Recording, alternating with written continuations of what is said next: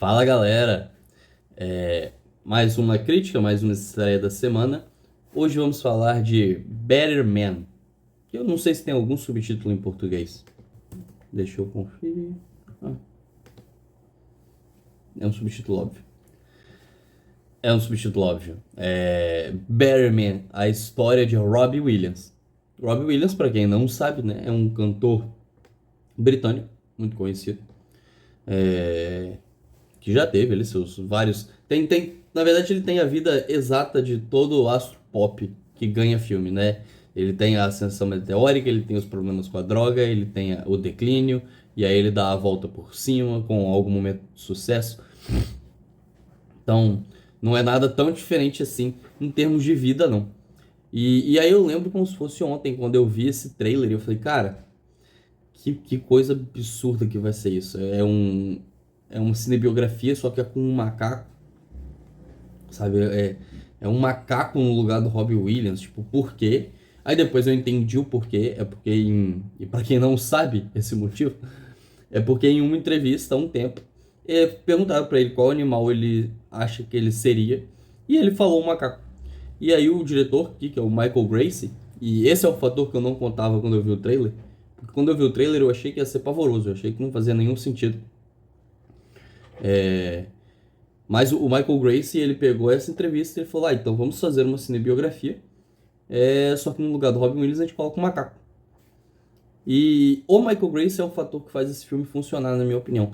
Porque na raiz, na base dele, é uma cinebiografia bastante comum. Como eu disse, a vida do Robin Williams não tem nada de absolutamente diferente em relação a outros astros pop que a gente já viu cinebiografia, de Freddie Mercury a Elton John, sabe?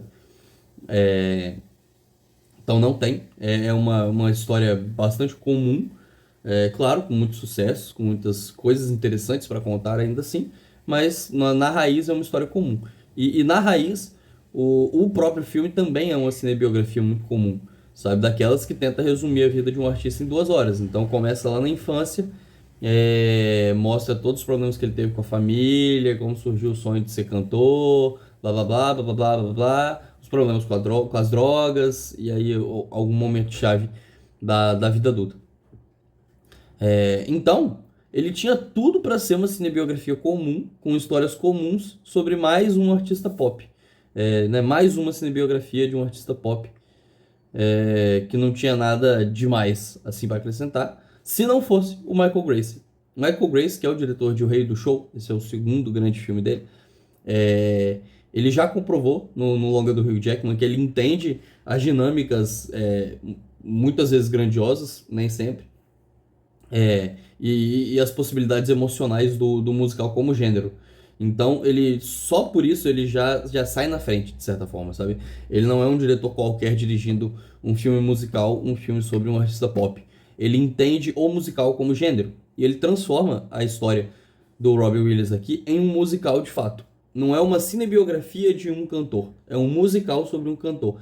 Então, só que a gente já aproxima muito mais Better Man, por exemplo, de Rocketman, que também pegava a vida do Elton John e transformava em um grande musical, com sequências musicais, com momentos grandiosos mesmo, né? É, e tem o outro ponto, que é o princípio dele escolher transformar o Robin Williams no macaco, que eu não achava que fosse funcionar e me surpreendi, caí completamente do cavalo, porque, na minha opinião, esse fator é primordial para dar para fazer o filme subir um degrau na fantasia. Explico. O musical, por si só, ele é um gênero que ele tem um toque fantástico. E aqui eu vou até fazer uma reflexão. Por muito tempo eu não gostei de filmes musicais porque eu tentava encaixar eles no realismo. E de fato não faz sentido, sabe? Do nada a pessoa tá falando e ela começa a cantar. Ou ela fala cantando, como é o caso, sei lá, Os Miseráveis, né? Sweeney Todd. Então, isso no âmbito de um realismo que a gente pensa dentro de algo real, de algo que a gente poderia encontrar na rua, isso não vai existir, porque ninguém vai parar para cantar do nada do seu lado.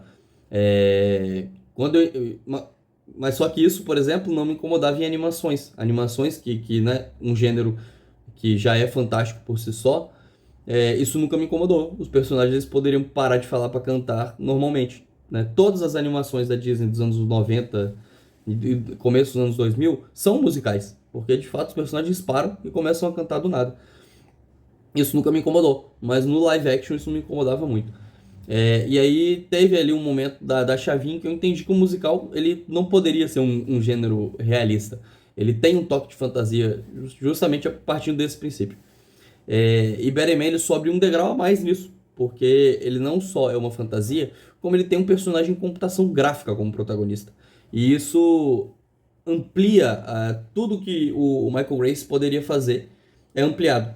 Claro que quando você pega, por exemplo, das grandes sequências musicais, todos os outros personagens são humanos, então não é como se fosse tudo CGI.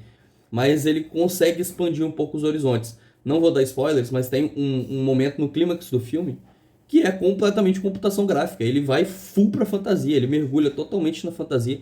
E é um momento que me surpreendeu muito. Assim, em termos de qualidade de computação gráfica, não é o mais refinado. Que inclusive foi a indicação do filme pro Oscar, né? Ele estava indicado em melhores efeitos visuais. Tem ali uma coisinha que talvez incomode. Mas, cara, é muito legal ver o filme indo totalmente pra fantasia.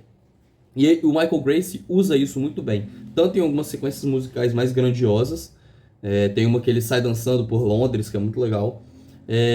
Usa isso nessas sequências específicas do clímax. E usa isso em momentos mais intimistas. Tem os momentos que ele quer traduzir o que o personagem está sentindo de forma mais metafórica. E ele brinca um pouco com isso. De uma forma que, né, numa comparação que eu já fiz, lembra muito o que o filme do Elton John fazia, né? O que o Rocketman fazia. Na parada da piscina, por exemplo, dele estar se sentindo afogado, aqui também tem algumas dinâmicas parecidas e que eu acho que funcionam justamente por esse desapego com o realismo, sabe? Eu acho muito legal. E ao mesmo tempo ele tem um outro detalhe, que é a presença do próprio Robbie Williams. Porque o personagem, o protagonista, que é o Robbie Williams, é interpretado por ele mesmo. E aí, na verdade, isso vai ter o pró e o contra, né? O contra é que o Robbie Williams não é um grande ator. Talvez se você tivesse alguém interpretando o Robin Williams, você poderia alcançar outros pontos de dramaticidade que o cantor não consegue, né? Algo que, de novo, é uma comparação que vai se tornar repetitiva, mas algo que o Taron Egerton faz com o Elton John, por exemplo. Então esse é o contra. Mas o pró é que, por ele ser ele dentro de um outro personagem de CGI, e o próprio Robbie Williams já é um personagem, né? Em dado momento, ele fala que, tipo assim, que quando o empresário sugere que ele pare de se chamar Robert para se chamar Robbie, destrava um ponto na cabeça dele porque cria um personagem onde ele pode se esconder. Então o Robbie já é um personagem. E aí aqui a gente tem o Robbie, que já é um personagem, interpretando um Robbie vestido de macaco de computação gráfica. Então é uma dinâmica de personagem dentro do personagem que amplia ainda mais as possibilidades de fantasia. E com um detalhe, porque eu acho que por mais que ele não seja um grande ator, ter o próprio Robbie Williams revisitando os traumas dele dá alguns tons de dramaticidade que talvez um ator não alcançaria. Eu acho que um ator alcançaria outros pontos, não esses mesmos. Mas aqui eu gosto da ideia de ter o próprio ator revisitando seus traumas. Em um filme que admite esses traumas, não é um filme que tenta passar pano, né? Passa alguns, natural, né? O próprio ator tá ali, ele é o produtor do filme, ele não vai também entregar tudo. Mas é um filme que ele é meio que para ele fazer as pazes, tem uma ideia de fazer as pazes com o passado, né? Mas que é uma coisa que aparentemente ele já viveu na vida dele também. O que aqui ele só passa pro filme. Então eu achei muito interessante. Como eu disse, odiei o trailer, não esperava nada, mas acabei bastante surpreendido com as camadas de emoção e com as sequências mais fantásticas desse filme. Fica aí uma boa dica. Better Man, a história de Robin Williams. A nota é 4 de 5. O filme estreia nos cinemas na quinta-feira, para quem quiser assistir. Não sei explicar por que ele, sendo indicado ao Oscar, ele tá estreando depois do Oscar. Mas é isso. Paciência com a distribuição brasileira. Mas fica a dica para quem quiser assistir o filme. É um filme bem legal.